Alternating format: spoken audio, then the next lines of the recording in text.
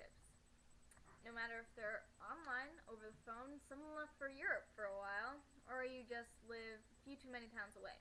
It can suck at times. But have no fear, I'm here to tell you how to deal. First things first is don't start fights. It's stupid and will break up any relationship. I know, sounds obvious, but I'm serious. It happens. Relationships are for fun, so don't get upset and start accusing them of cheating. Your gut is not always right. I know it's hard not to make things up when you either don't know where they've been all day, or when they say they'll call you at 6, and they don't. Even if it's only 6:01, it's not your fault. It's human nature. It's not your fault, it's the Homo sapiens. Schedule visits ahead of time. And have something to look forward to, like a package or a letter. Sometimes computers are not always the best way to communicate. I'd suggest something sweet and cute, like a teddy bear and your favorite hoodie for her birthday. Maintain personal boundaries and limits is the most important thing you can do. If they don't want to talk about something, then change the subject. You don't need to know exactly every single thing about them. It just makes you kind of creepy. Don't bottle up your feelings.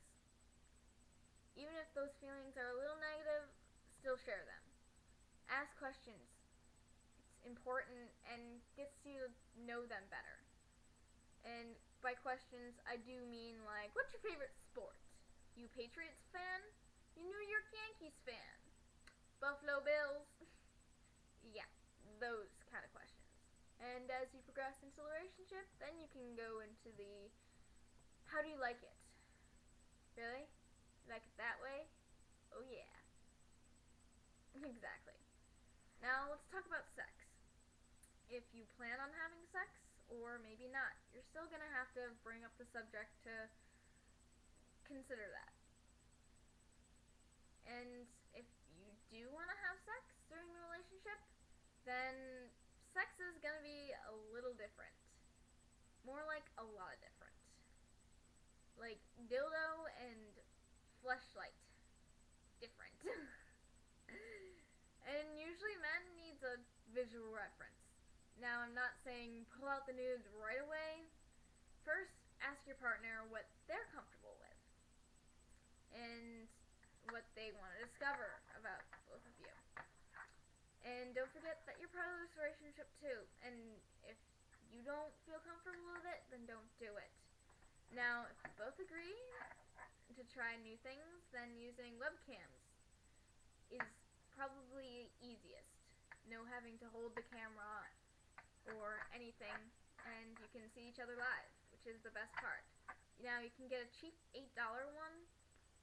I'll put the model of mine down in the information box, with the link that I got it off of Amazon with. And it's pretty good. I paid $8 for it, so it's not the best. So I'm actually using it right now. And, I mean, for $8, it's great. And other things are nudes or sexy pictures. But before you hand them over, lay down your rules.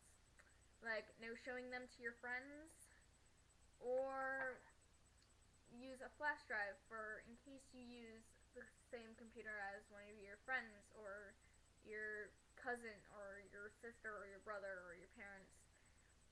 If you have a computer that is accessible by anyone else, put it on a flash drive. It's easy, it's safer than having them just sitting on your computer. And remember, try new things and keep communicating. Now, in the end, it's all about love, and peace, and tranquility. Yeah, this is how I've been dealing with my long-distance relationship for a while. It's actually been doing great, and using these tips and making up your own along the way. Some won't work for some people, and they might fit perfectly. But all I can say is that's how I've been dealing, and I hope it works for you guys too. Peace out, home, doggies. Bad idea, I know.